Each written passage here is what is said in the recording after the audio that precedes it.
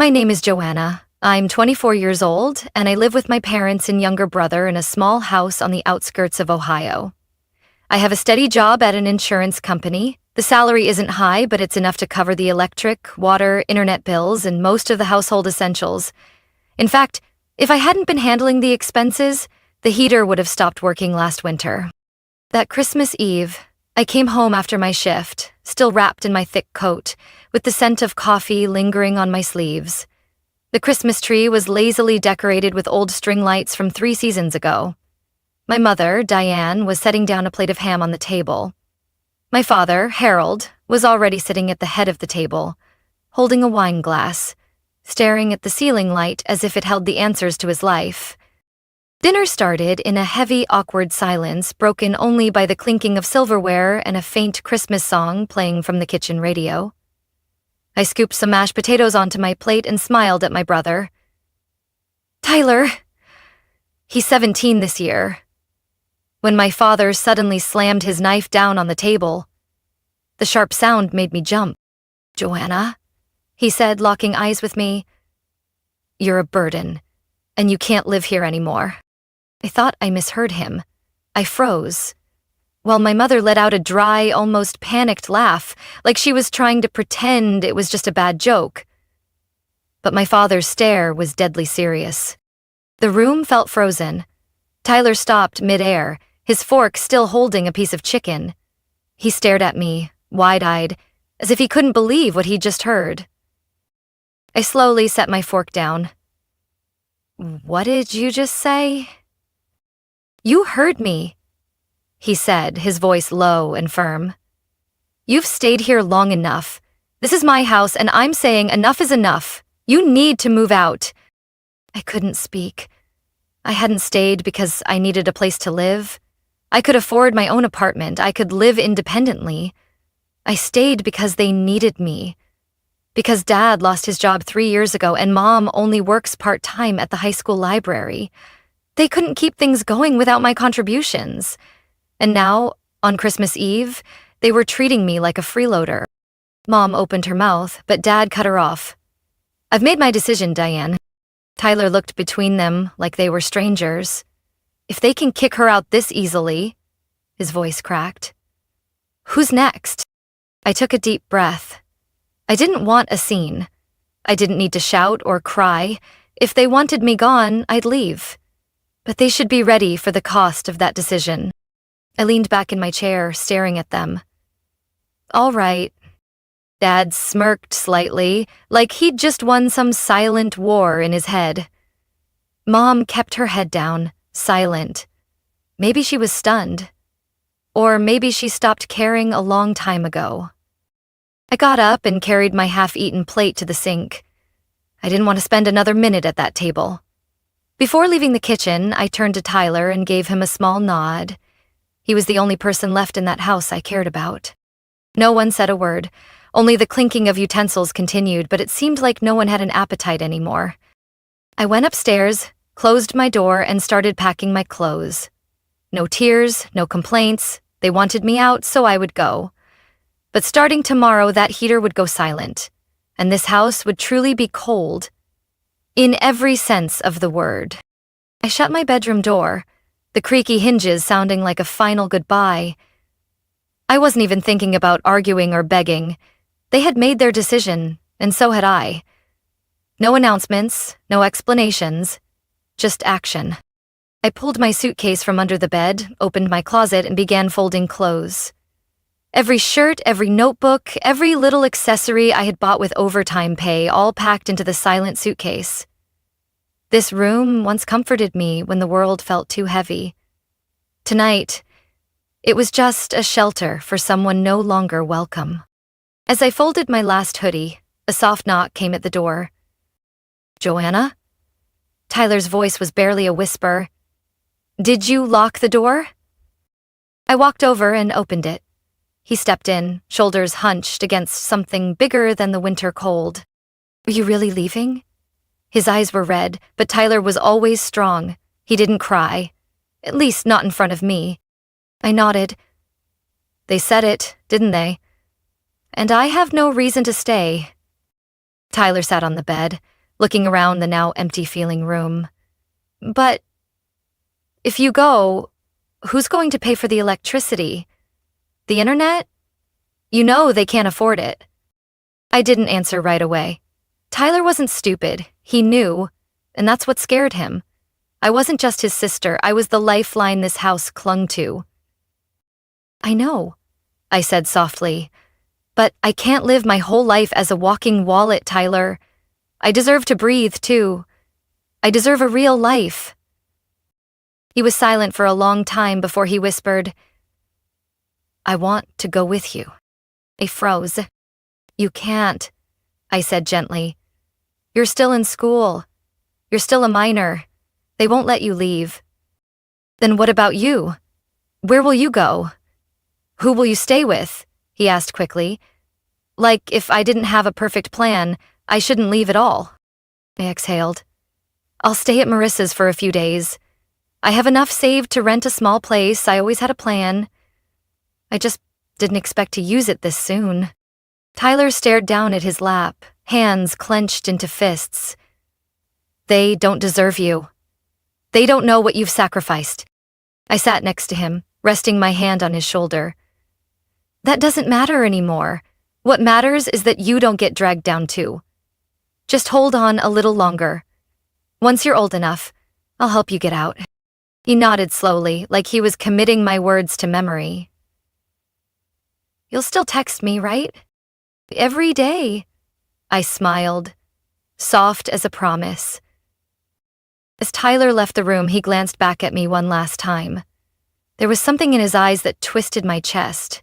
Not just sadness, but the awful realization that from now on, he would live with two people who no longer acted like parents. I continued packing, checking every drawer and corner to make sure I didn't leave anything important behind. By the time I placed my suitcase by the door, it was nearly midnight. The whole house was dead silent, like no one had ever lived here at all. I pulled out my phone, logged into all the bill accounts, and started removing my banking information from each one. Electricity, internet, water, the secondary credit card I had opened for Mom. I closed them all in less than 10 minutes. No warnings, no explanations. Because I had been warning them with my presence for 4 years, and they never listened. As I wheeled my suitcase down the stairs, I saw the living room light glowing through the crack under the door. But no one came to see me off. No one called my name. No apology. I could even hear the TV still playing. They were watching their Christmas program as if nothing had happened. I opened the door without looking back. The freezing wind hit my face like a slap, but I didn't shiver. I just felt free. For the first time in years, I loaded my suitcase into the trunk, slid into the driver's seat, and closed the door.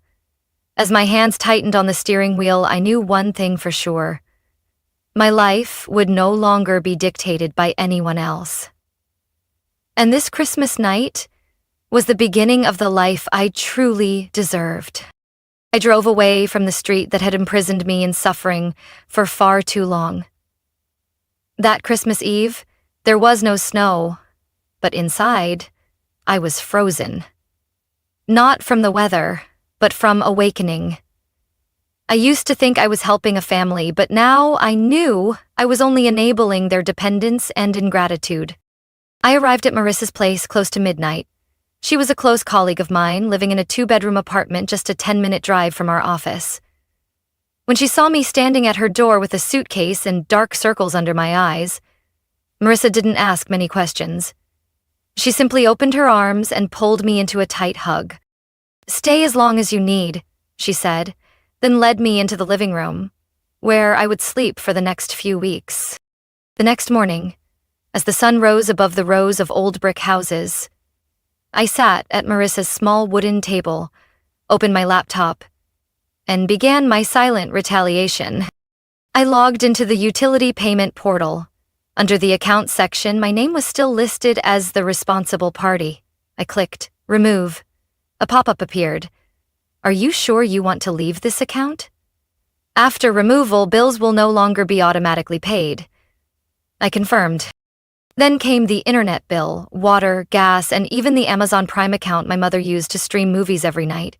I removed my credit card information from every system. For them, my support had become an entitlement.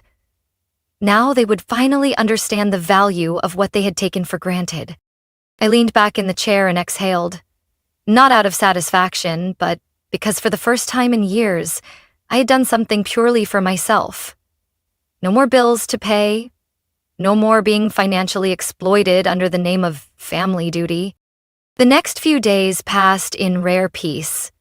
I went to work on time, had dinner with Marissa, and read before bed.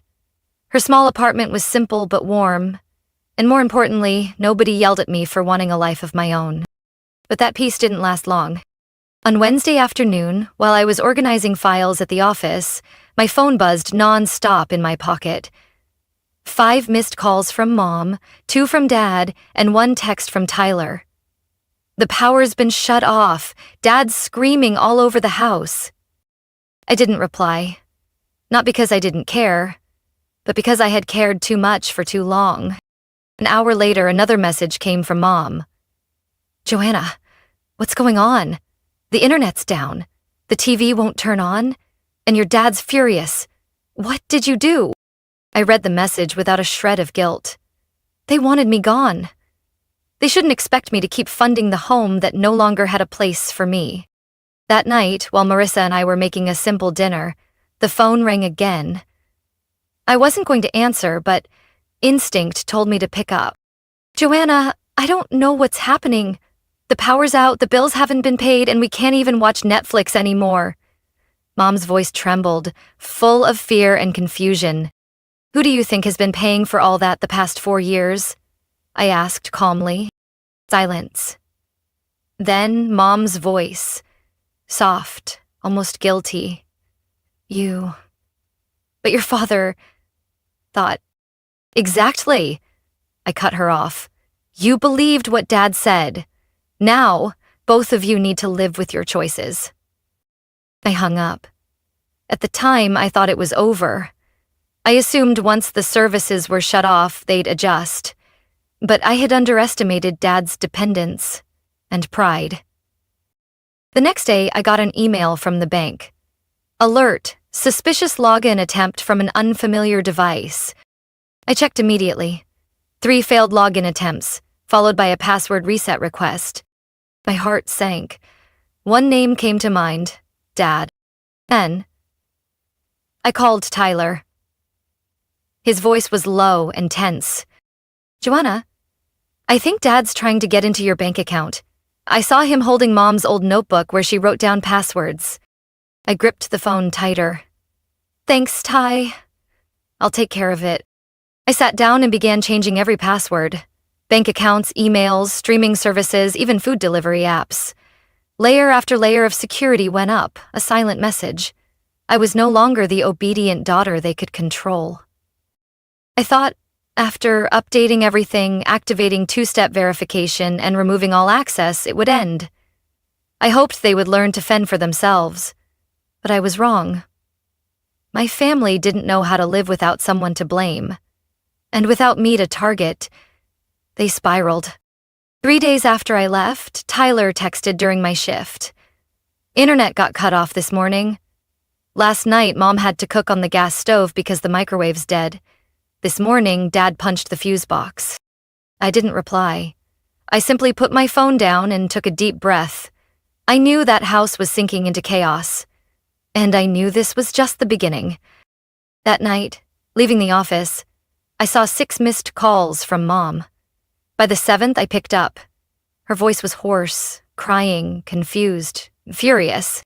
"Joanna, what have you done? The house is dark, no TV, no hot water. Your dad's losing it. What did you do?" I answered calmly. "I only turned off what I was paying for. From now on, you can take care of yourselves, right?" "You can't do this," Mom shrieked. "This is your home." I pressed my lips together, steadying my voice. "No, it's the place where Dad kicked me out, remember? I'm just following orders." Silence. Only heavy breathing came through the line. Finally, she whispered, "Your dad thinks you're trying to get revenge." I let out a dry, exhausted laugh. "No, Mom. I'm just living my life. What bothers you is that I'm no longer living it for you." I hung up before she could say another word. I didn't need to explain anymore. They were used to my silent endurance. Now they would have to get used to my silent absence. The next morning, another alert from the bank. Suspicious login attempt. Possible fraud. Blocked. I didn't have to wonder. The only person desperate enough to hack into my accounts was Dad. I immediately called Tyler. He whispered when he answered, his voice full of worry. "Joanna, I think he's digging through Mom's old notebooks. He keeps yelling that he needs to get back what belongs to the family." I closed my eyes, feeling a painful tightness in my chest. "Did you see him using the computer?" "All morning. He keeps trying to log in and cursing when it fails." I chuckled bitterly. "Good. The alerts are working." "Joanna," Tyler said slowly. "He's starting to say weird stuff, like that girl thinks she's won, and I'll make her regret it." I'm a little scared. I gripped the phone. "If anything strange happens, lock the doors and call me immediately. Got it?" "Got it. I'll keep my phone with me all night." I hung up, went back to my bank account, increased the security level, and blocked all foreign devices. I changed the password again, this time 16 characters long, packed with special symbols, and linked everything to fingerprint verification. No more loopholes. That night, I didn't sleep well. A gnawing unease sat heavy in my chest, a feeling that this wasn't over. And I was right. The next morning, just as I stepped out of the bathroom, Marissa called out from the living room. "Joanna, someone's banging on the door." I rushed out, hair still wet, and saw her tense face. "Who is it?" "Not sure, but he's pounding hard." I crept to the peephole. My heart dropped. It was my father. He stood in the hallway, fists hammering the door, eyes bloodshot, voice echoing. "Joanna, open up. You think you can just walk away?" Marissa looked at me, panicked. "Are you calling the police?" I nodded, already dialing 911. As the call connected, I stared at the shadow pounding outside and thought, "You pushed me out of your house. You don't get to force your way into my life now." I pressed the phone to my ear as Dad kept slamming against the door, shouting, "Joanna, you think you're so righteous. You think leaving solves anything." Marissa stood, trembling behind me, clutching the door key but frozen in place. I nodded reassuringly, then turned back to the phone. "Yes, he's my father. But he's threatening me and trying to break into my friend's apartment." The dispatcher stayed calm. "Officers are on the way. Stay inside and do not open the door. They'll arrive within 3 minutes." I hung up, my heart pounding but my hand steady on the lock. Through the peephole, I saw Dad pacing the hall, muttering, shouting, hammering the door. "Ungrateful. After everything I did for you." Marissa whispered behind me. "This has gone way too far." I nodded. "I know. But he needs to understand. He has no power over me anymore." The sound of sirens pierced the air. As red lights flashed down the stairwell, I heard the heavy steps of officers running up. One knocked gently on the door. "Police, open up. Stay calm." I opened the door and stepped aside. The police officers entered, speaking firmly to my father. "Sir, you are disturbing the residents and causing a public disturbance. We need you to leave immediately." My father turned to them, his face flushed red. "She's my daughter. I have the right to talk to her." One officer kept his tone calm. "Not like this, sir. Your daughter called us because she felt threatened. If you don't leave immediately, we will have to act according to the law." "I'm not going anywhere," he roared, suddenly lunging toward me as if trying to force me to listen. I stepped back, my palms clenched, feeling my heart pounding wildly in my chest. Immediately, the two officers restrained him. "Sir, please maintain your distance." "She owes me! She has no right to treat me like this!" he shouted, his voice twisted in rage. "I'm her father. I have rights." That sentence, "I have rights," echoed in my mind like the final blow. For years, he had used those exact words to impose, control, and manipulate. But today, I was no longer the 17-year-old girl cowering at the dinner table, afraid of his next outburst. "I owe you nothing," I said clearly, locking eyes with him. "You chose to push me out of this family, and now you will have to live with that choice." The officers placed their hands on his shoulders, instructing him to turn around. As the cold handcuffs clicked shut, I saw the look in his eyes, no longer that of a father, but of a man who had lost control. "Joanna, you will regret this," he hissed. "You will pay for betraying your family." I said nothing. I just stood there, watching him being led away, his furious shouting echoing down the long hallway.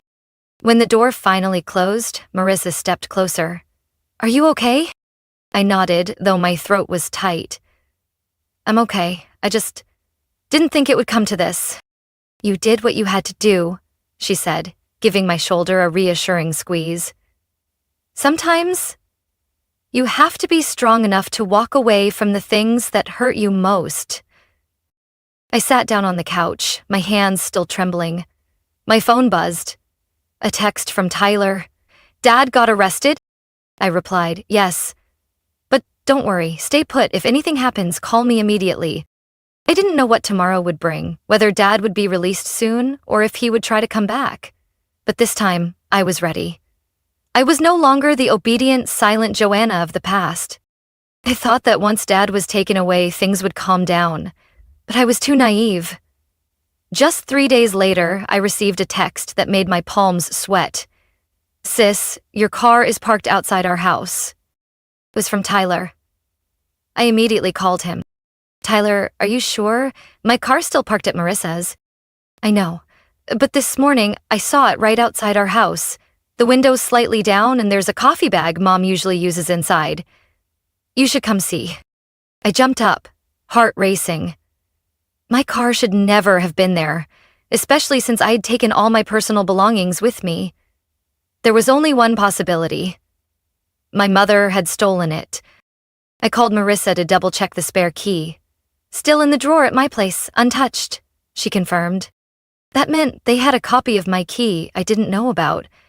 And now my mother, the one who acted pitiful and desperate for help, had secretly taken my car. Without a word, I drove Marissa's car back to my old neighborhood. As I turned onto the street, I saw my car, the dark blue sedan with the familiar plates, parked quietly in front of the house. But quiet didn't mean innocent. I pulled over, got out, and walked toward it. The door handle was dusty, but inside the driver's seat there was a water bottle, unfamiliar shoes, and even a grocery receipt dated 2 days ago, with my mother's name on it. I clenched my fists, staying calm, and called Tyler. "Are you home?" "Yeah." "You're here?" "I'm outside." "Where's Mom?" "In the house, just came back from the grocery store." I nodded, though he couldn't see me. "I'm coming in.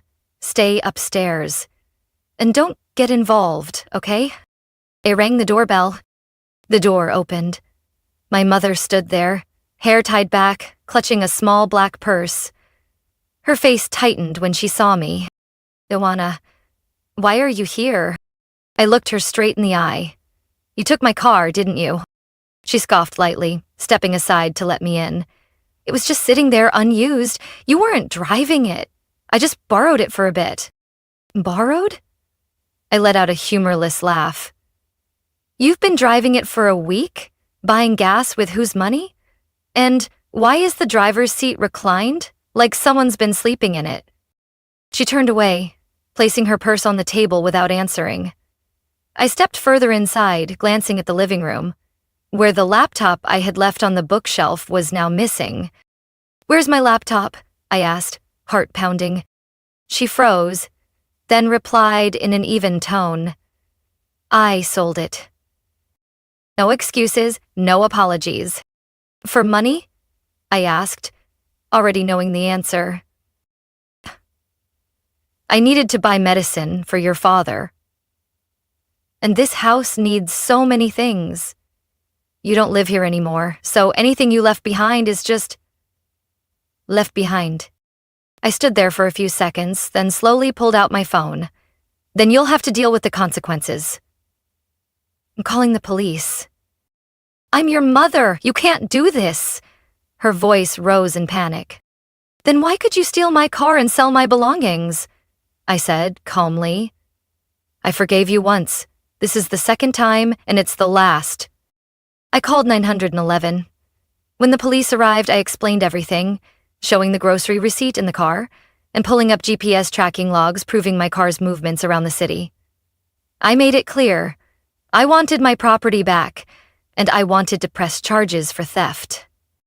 At first, my mother tried to argue, but when asked for proof of ownership of the car or the laptop, she had nothing to show. An officer turned to me. "We'll instruct her to gather what remains so you can collect it. If you wish, you can file a formal theft report." I looked at my mother. She wasn't shouting anymore. Her face was pale, her hands shaking. "Joanna, what are you doing to your mother?" she whispered. I answered softly, "I'm doing what you should have taught me, protecting what's mine." I turned away without looking back. 3 days after the police visit, I received a message from an unknown number. "You think you've won? You'll regret betraying your family." I stared at the screen. The short, chilling message made my spine stiffen. No signature, no name needed. I knew exactly who had sent it. Dad. I checked the county jail records through the public portal. My heart pounded when I saw the red letters, "Released on bail." The release date was this morning, meaning he had been out for less than 12 hours, and the message had arrived shortly after.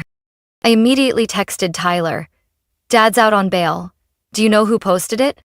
A few minutes later, he called, his voice so quiet I had to strain to hear. It was Uncle Mark, Dad's old drinking buddy. "Yesterday I heard Dad calling people asking for money. This morning Uncle Mark came to the house, handed Mom an envelope, and left." I leaned back in my chair, feeling every muscle tense. Mark, the man who once made the whole neighborhood call the cops with his drunken parties. If he was the one who bailed Dad out, this wasn't just a rescue. It was an alliance. And maybe the beginning of something far worse. "Joanna," Tyler continued, "last night Dad said, he's going to make you feel what it's like to be pushed out of someone's life. I think he's planning something." I jumped up and left Marissa's living room. She was cooking, and when she saw my pale face, she panicked. "What's wrong?" "My dad made bail, and he just sent a threatening message." Marissa's face changed instantly. "Joanna, you can't stay here anymore. If he knows this address, you think he'll come back?" I asked, even though I already knew the answer. Someone like him doesn't accept defeat. He already got arrested once for storming this apartment. Now he's got nothing to lose. "You have to leave. Tonight." I bit my lip, clutching my phone tighter. Part of me didn't want to leave. I had found a little peace here. But my mind was clear. If I didn't leave now, something worse would happen. I nodded. "Give me a few hours. I'll pack." Marissa gave me a quick hug. That evening, I called a coworker named Nora, who had once offered to let me stay with her when she heard I didn't have a permanent place yet. I had turned her down before because I didn't want to burden anyone, but now there weren't many options. Nora immediately said yes. "Bring your stuff anytime. There's a spare room. You don't need to explain anything." I packed quickly and silently. Not much. Just a few clothes, my laptop, personal documents, the most important things. The rest, I would come back for later, if I got the chance. As night fell, Marissa and I loaded everything into the car. Before we left, I double-checked the security system one last time. Cameras, smart locks, phone alarms. Everything was set. Marissa put a hand on my shoulder. I'll call the police if anything weird happens. Don't worry about me. Take care of yourself first. I nodded. Before getting into the car, I looked back at the building one last time. Tonight, I wasn't running away. I was choosing to keep living the right way. On the drive to Nora's place, my phone buzzed again. Another message from the same number. You can run, but you can't hide forever. Family is forever, Joanna. I didn't reply. I simply took a screenshot and sent it straight to the police department along with my previous report. In the description box, I typed each word carefully. I am being threatened by the man who used to be my father. I no longer feel safe. I knew he wasn't going to give up easily. But I also knew something else. I was no longer the daughter who silently endured.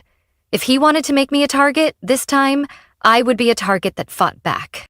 That weekend morning, I returned to the old house, the place I once called home, to retrieve what was left. I didn't go alone. A police officer accompanied me. Under a civil standby order I had filed 2 days earlier. Tyler was already waiting on the porch.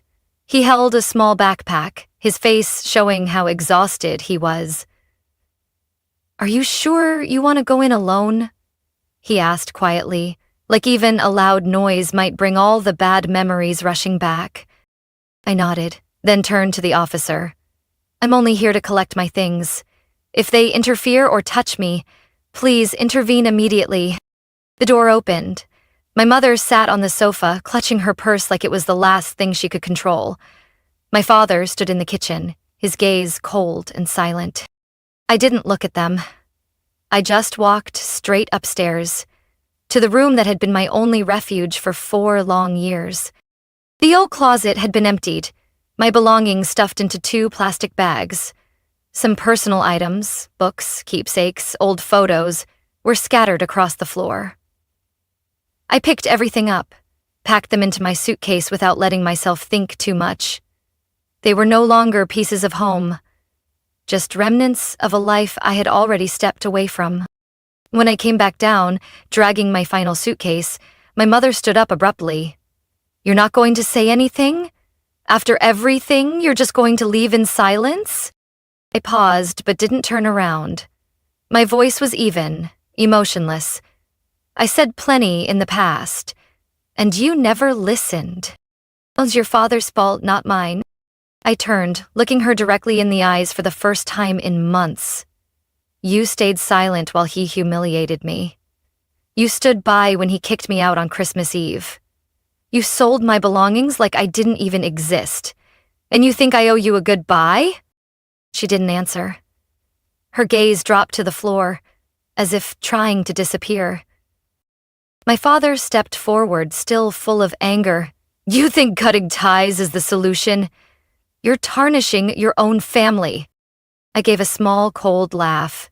No, I'm just living what this family taught me. If you're not respected, don't stay. I pulled a folded document from my pocket, a copy of a restraining order petition. If either of you sends another message, shows up where I live, or tries to access my accounts, I'll file this immediately. And next time, it won't just be a polite knock from the police. The officer standing beside me nodded in confirmation. We've made a note in the record. Any further threats will be handled seriously. I turned to Tyler. You can stay a few more months. But if it becomes unbearable, I meant what I said. Just call me and I'll come get you immediately. He nodded without saying a word. Between us, there was a trust that didn't need to be spoken. I left that house for the last time, without looking back. I didn't want to carry any more glances with me.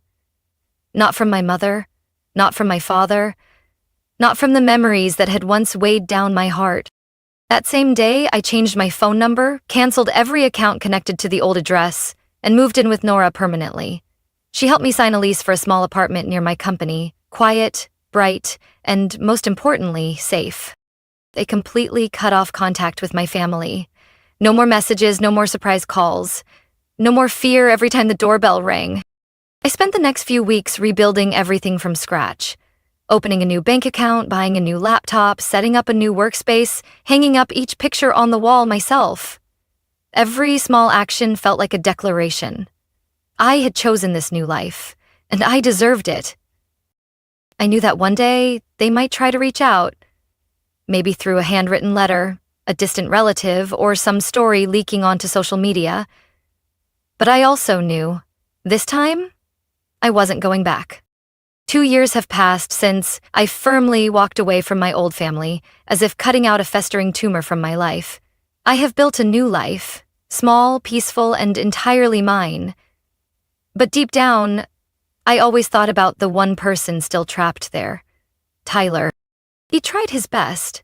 He lived quietly in the house I once called home, enduring Dad's unpredictable anger, Mom's endless complaints, and the suffocating coldness that hung over the family. Every time he texted me, Tyler tried to sound okay. "I'm fine, sis. It's all right. I'm used to it." But I knew. No child should ever have to get used to being treated like a burden, like an unwanted shadow in their own home. I kept my promise. I was always just one call away. But Tyler was different from me. He wanted to leave with dignity, on his own terms. "I'll hold on until I'm 18, he once said. "I don't want them to say I gave up halfway." And then that day finally came. When Tyler turned 18, he didn't throw a party or post anything online. He simply sent me a short text. "Sis, I'm ready." I picked him up the next morning. The black backpack on his shoulder held only a few clothes, a couple of books, and a small framed photo. A picture of us from when I was in college. No one came to see him off. The old house sat silent, windows shut tight, curtains drawn as if even the sunlight might reveal the emptiness inside. "Not taking much with you?" I asked as we loaded his bag into the trunk.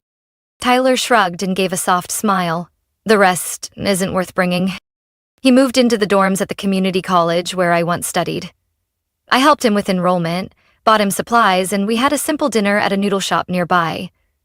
We sat across from each other, smiling like two people who had finally woken up from a long nightmare.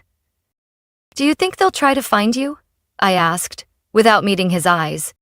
"Definitely," Tyler replied, surprisingly calm. "But I'll do what you did, cut them off. They don't have any power over me anymore." I squeezed his hand tightly, unable to hide how proud I was of him. Since then, we've stayed in close contact. Sometimes he calls just to brag about a good grade, or to laugh about a weird roommate or a professor obsessed with iced coffee. But every time he calls, I can hear it. His voice getting brighter, freer, no longer weighed down by anyone else's expectations. And my parents? After Tyler and I left, everything completely collapsed. Dad couldn't hold down a job for long, constantly fighting with bosses, quitting, then moving to another dead-end job. Mom took a part-time position at a small grocery store, but her paycheck couldn't even cover the bills. Within a year, they were evicted from the old house for unpaid rent. The last I heard, through a distant relative, they were living in a run-down apartment on the east side of the city, an area known for high crime rates and terrible living conditions. They sent a letter to my old address, passed through someone we barely knew. Inside was a short, bitter paragraph filled with blame and a few desperate pleas. But I didn't respond. There was nothing left to say and nothing left to give. Everything I had, I used to rebuild my own life. No more debts to the past. One autumn afternoon, Tyler and I sat by the river after class, the breeze playing with our hair, the setting sun painting the sky orange. He turned to me and smiled. "You know, no matter what happens, I'm grateful I have you. If it weren't for you, I probably wouldn't believe I could live a different life." I squeezed his hand and looked up at the vibrant sky. "And I know this for sure. Nothing is worth sacrificing yourself for people who refuse to change." We didn't need a traditional family. We just needed each other. Two kids who once lost their way, now walking forward on a path no one could force us off. Our story isn't just about leaving a toxic family behind. It's proof that we have the right to rewrite our own lives. Sometimes, to find peace, you have to let go of relationships that only bring pain, even if they're bound by blood. Happiness doesn't come from endless endurance. It comes from the courage to stand up and choose yourself, even if it means leaving with nothing but a suitcase and a brand new hope. What do you think about Joanna and Tyler's decision? Were they too harsh, or was it necessary for their own protection? Share your thoughts in the comments below, and don't forget to follow the channel for more emotional life stories.